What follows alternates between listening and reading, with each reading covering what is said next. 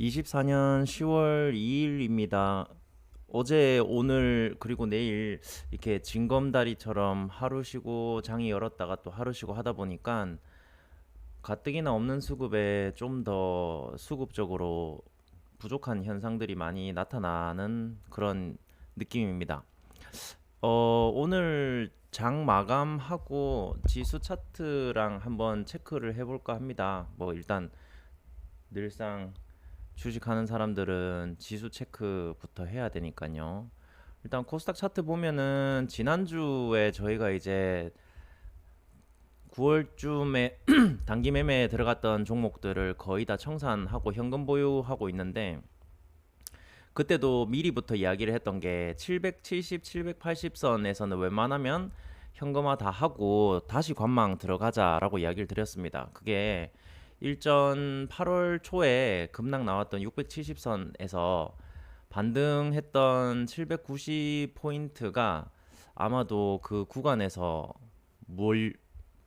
이제 물려 있는 구간이기도 하고, 차트상으로는 이제 또 저항이 돼 있기도 하고요. 그래서 지금도 780선 가기 전에 정말 빨리 도망가가지고 뭐 장을 약간 좀 관망을 하면서 쳐다보고 있습니다. 일단 코스닥 장 차트는 요러한 모양새고, 코스피도 모양새가 좀 많이 안 좋아졌습니다.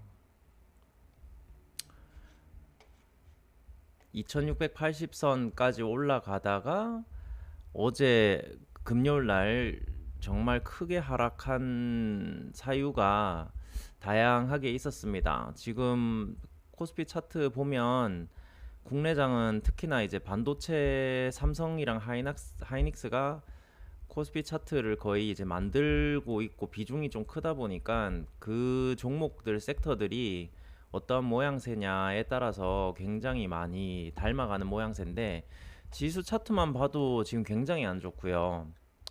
장기 이평선까지 깨고 내려갈 가능성도 보여집니다. 그래서 하나 걱정인 거는 삼성전자 차트를 좀 봐야겠는데, 그래도 올해 여름 7월달 부근에는 8만 원 후반까지 올라가면서 다시 삼성전자 10만 전자 되나라는 이야기가 나올 쯤이었죠. 그때 당시로 이제 위기다라고 이야기를 해도 반도체 실적이랑 핸드폰 실적이랑 워낙 좋아서 뭐 나쁘진 않다 이렇게 봤지만, 거기서부터 7만 원까지 빠졌을 때까지만 해도 그래 뭐 8만 원대까지 반등하고 박스를 그리겠지라고 생각을 했는데, 8월 말 9월 넘어오자마자 이제 7만 원 선이 이제 넘어 깨져 버리고, 지금은 6만 원, 오늘 장중에 이제 6만 원을 깨가지고 59,900원을 찍고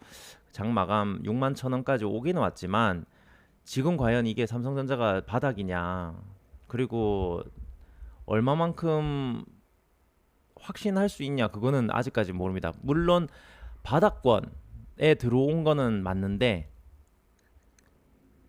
섣부르게 판단하기가 굉장히 어려운 시기입니다. 이게 항상 보면 외국인들이 이탈할 때는 우리보다 좀 정보가 또 많다 보니까 그만큼의 이유를 다 들고 있더라고요. 그래서 지금 삼성전자의 외인들 이탈, 그리고 이제 뭐 매수를 하더라도 단기적인 대응으로 하는 걸 보면 굉장히 흐름 자체는 좋지는 않습니다. 이게 아마 국장을 대변하고 있는 그런 그림인 것 같습니다. 일단 제일 중요한 건 삼성전자 7만 원 깼을 때부터는 역배열이 과연 3개월짜리일지 6개월짜리일지 혹은 1년짜리일지 쉽게 낙담하기는 좀 어렵습니다. 현재로서는요.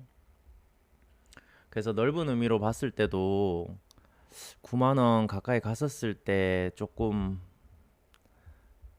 위험하지 않나라는 생각을 하긴 했는데, 생각보다 지금 이제 상황이 어떠냐면, 어, 특히나 연기금 같은 경우가 지금 포지션이 굉장히 이상합니다. 어떤 방식이냐면 거의 들고 있는 수익 나는 종목들을 다 던져서 청산을 하고 자기들이 생각하는 기준의 밑에 왔기 때문에 삼성전자나 하이닉스나 바닥권이라 생각하고 매수를 하는 건 사실이에요.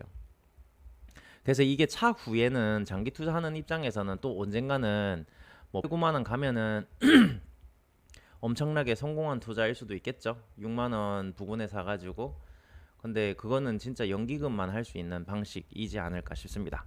지금 현재의 뭐 국장의 특징은 일단 박스장이기 때문에 뭐 굉장히 스윙하기가 어렵고 개인들이 이제 매수 매도해서 수익 내기가 참 어려운 장은 사실이고, 그리고 그러다 보니까 그 악순환으로 인해서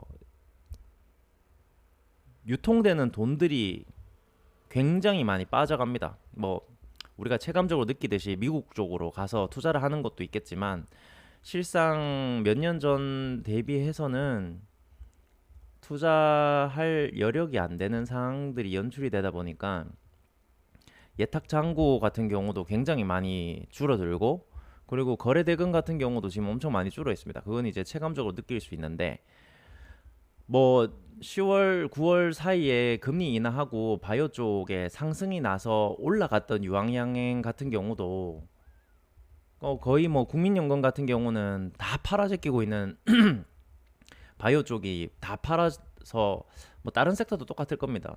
거의 다 팔아가지고 웬만하면 반도체 바닥이라 생각하고 거기에 지금 들어가 있고, 포지션 자체가 약간 좀 그렇게 수급이 꼬여 있는 상태고, 외인들은 그냥 아예 눈치 안 보고 그냥 팔고 나가고, 뭐 그럴 수밖에는 없긴 하죠. 왜냐면 이제 벌써 9월, 10월만 들어와도 외국인들은 올해 장사를 끝내거든요.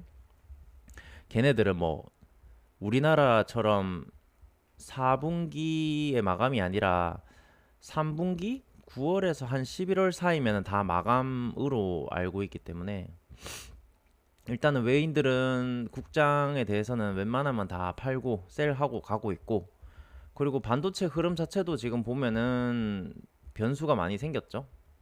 변수가 많이 생겨서 이제 삼성이나 하이닉스가 현재는 매출은 괜찮지만 향후에는 또 어떠한 위치에 있느냐에 따라서 정말 위기라고 볼 수도 있겠네요. 뭐 간단하게 장 자체는 그렇습니다. 그래서 일단 차트 몇 개만 보고 넘어가도록 할게요. 삼바도 뭐 들고 있지는 않았지만 110만 원까지 갔다가 단기적으로 지금 급락했고, 유한여행 같은 경우도 다행스러운 거는 15만 5천 원이 무너지기 전에는 다 팔고 나왔고 14만 원까지도 무너졌고, 그리고 이제 뭐 삼천당 제약 같은 경우도 8% 정도 수익 보고 그냥 나갔는데 박스지만 아직까지는 뭐 크게 메리트는 없어라 보이는 자리고, 엑셀 세라피틱스 그 다음에 뭐 하이닉스 같은 경우도 지수 차트랑 거의 좀 비슷한 모양새.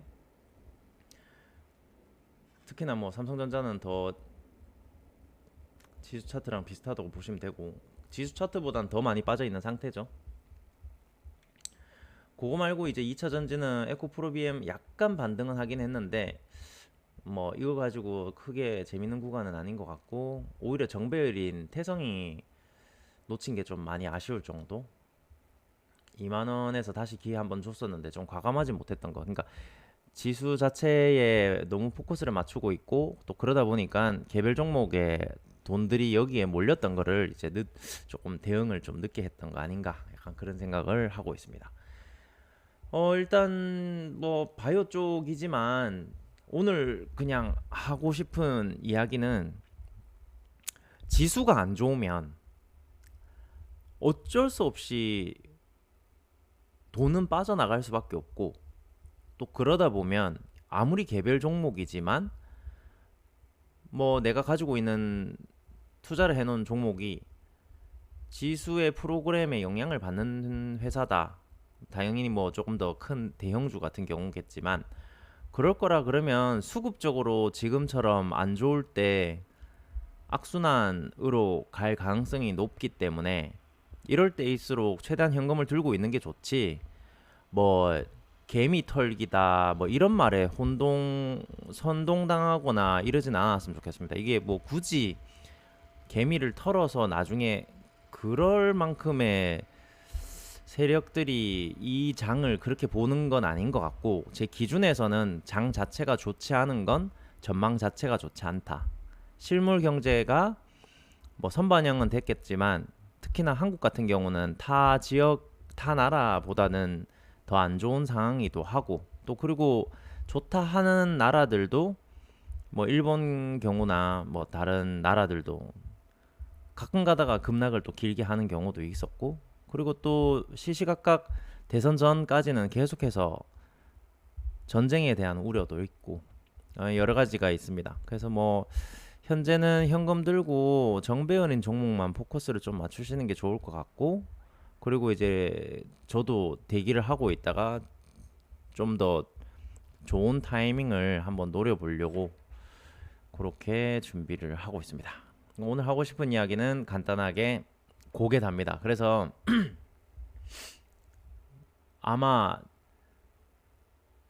제일 중요한 게 또 반복해서 다시 이야기를 드리겠지만, 아무리 좋은 주식도 아무리 좋은 재료도 지수 자체가 좋지 않고 거래 대금이 작고 지수 차트가 역배열로 가고 있고 환경이 외부적으로 좋지 않을 때는, 특히나 지금 바이오가 아무리 금리 인하를 시작해서 좋다고 한들 아직까지는 정배열로 신고가를 들어가는 게 아니라 박스에 들어가 있는 상태이기 때문에 그 박스에 맞게끔 그냥 사고 팔고를 엇박자가 나지 않게 할 수밖에 없다라고 생각을 하고, 그거를 지난주에도 유한양행이나 들고 있는 바이오 같은 경우에 최대한 매도 구간이라고 할 때 다른 사람들은 뭐 매수, 뭐 긍정적인 이야기, 뭐 그런 이야기 하는데, 물론 저도 개인적으로 유한여행 같은 경우도 2, 30만 원 언젠가는 갈 거라고는 당연히 생각합니다.